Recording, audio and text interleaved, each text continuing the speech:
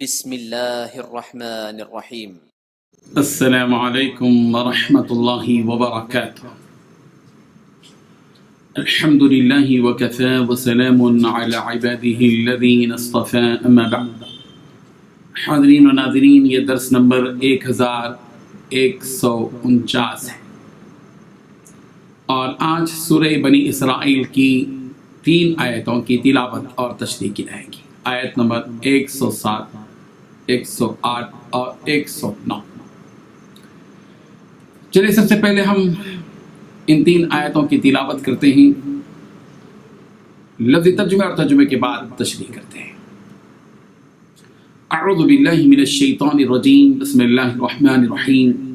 قل آمنوا به او لا تؤمنوا ان الذین اوتوا العلم من قبله اذا يتلى عليهم يخرون للأذقان سجدا ويقولون سبحان ربنا إن كان وعد ربنا لمفعولا ويخرون للأذقان يبكون ويزيدهم خشوعا صدق اللہ العظیم۔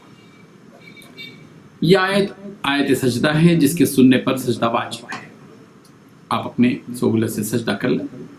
لفظی ترجمہ یوں ہے، قل کہہ دیجیے آمین، تم ایمان لاؤ، بھی اس کے ساتھ، او لا تؤمنو، یا ایمان نہ لاؤ، ان الذین، بے شک وہ لوگ جو اوتو دیے گئے العلم، علم، من قبلہ، اس سے پہلے، اذا یتلا، جب پڑھا جاتا ہے، علیہم، ان پر، یخرون، تو وہ گر پڑتے ہیں، للاذقان، تھوڑیوں کے بل، سجدہ، سجدہ کرتے ہوئے، ویقولون، اور وہ کہتے ہیں، سبحان، پاک ہے، ربنا، ہمارا رب، ان کان، بلا شبہ، وعد ربنا، ہے وعدہ ہمارے رب کا، لمفعولا، البتہ پورا کیا ہوا۔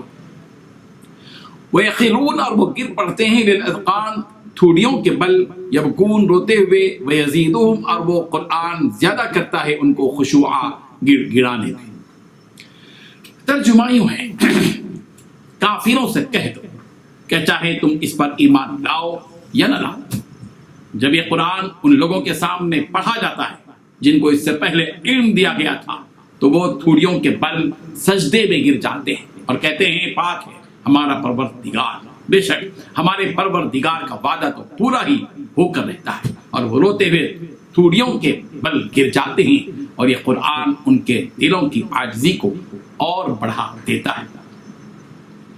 ان 3 آیتوں میں 7 باتیں بتلائی گئی ہیں۔ پہلی بات، کہہ دو کہ چاہے تم اس پر ایمان لاؤ یا نہ لاؤ۔ دوسری بات، جب یہ قرآن ان لوگوں کے سامنے پڑھا جاتا ہے جن کو اس سے پہلے علم دیا گیا تھا، تیسری بات، تو وہ تھوڑیوں کے پل سجدے میں گر پڑتے ہیں۔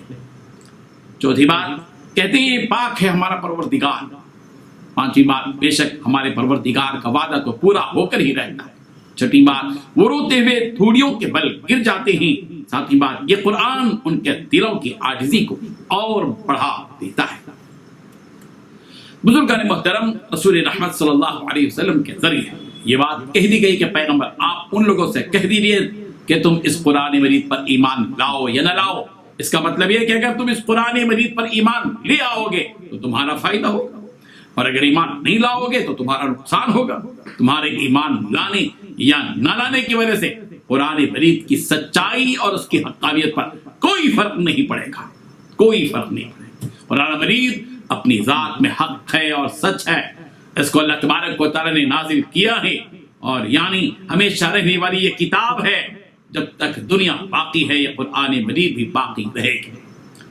ان الذین اوتوا الکتاب من قبلہ کے ذریعے یہ بات سمجھائی جا رہی ہے کہ جو لوگ رسول رحمت صلی اللہ علیہ وسلم کی بعثت سے پہلے حق کی تلاش میں تھے، یعنی اہل کتاب، یہود و نصارہ، جو آسمانی کتاب تورات اور انجیل پڑھے ہوئے تھے، جن کتابوں میں رسول رحمت صلی اللہ علیہ وسلم کی علامتوں کا ذکر تھا، اور ان آسمانی کتابوں کی تفصیلات کی روشنی میں یہ اہل کتاب اس آخری نبی کے آمد کے منتظر بھی تھے۔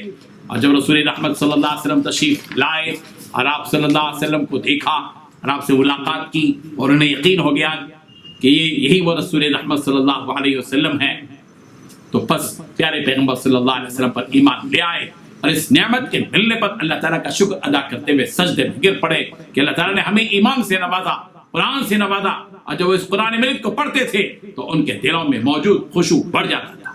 اسی حقیقت کو یہاں یوں بیان کیا گیا کہ ان الذین اوتوا العلم من قبلہ اذا یتلی علیہم یخرون للاذقان سجدا ویقولون سبحان ربنا ان كان وعد ربنا لمفعولا ويخرون للاذقان سجدا ويخرون للاذقان يبكون ويزيدهم خشوعا۔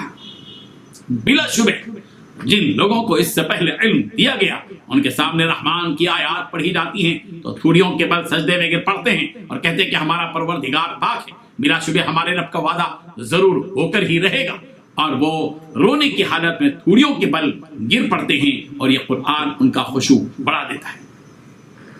اور یہ نیک بندے خشوع اور خضوع کے ساتھ سجدہ کرتے ہیں تو سجدے میں اپنے پروردگار سے یہ کہتے ہیں کہ سبحان ربنا، اے ہمارے پروردگار آپ پاک ہیں۔ اللہ تعالیٰ کی قدرت تامہ کا تصور کرتے ہوئے وہ اللہ تبارک و تعالیٰ کی تعظیم و توقیر بیان لاتے ہیں، اور اللہ تبارک و تعالیٰ کی پاکی بیان کرتے ہوئے کہ ہمارے پروردگار کا وعدہ تو پورا ہو کر ہی رہتا ہے، یہ ان کی زبان سے بات نکلتی ہے۔ حضرت مجاہد رحمہ اللہ فرماتے ہیں کہ اہل کتاب کے کچھ لوگوں نے جب وہ کلام سنا جو رسول رحمت صلی اللہ علیہ وسلم پر نازل ہوا تو سجدے میں پڑ گئے۔ ان میں حضرت جبرائیل، ان میں حضرت زید بن عمر بن فیل، حضرت ورقہ بن نوفل اور عبداللہ بن سلام بھی موجود تھے۔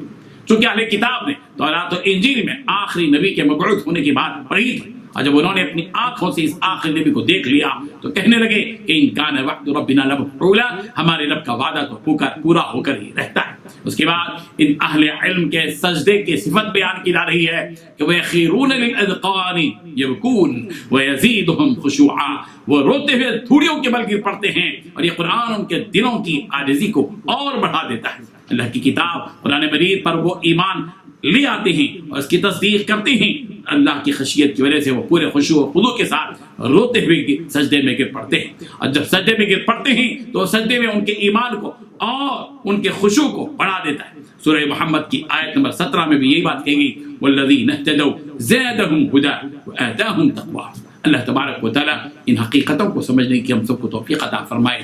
وآخر دعوانا ان الحمد للہ رب العالمین۔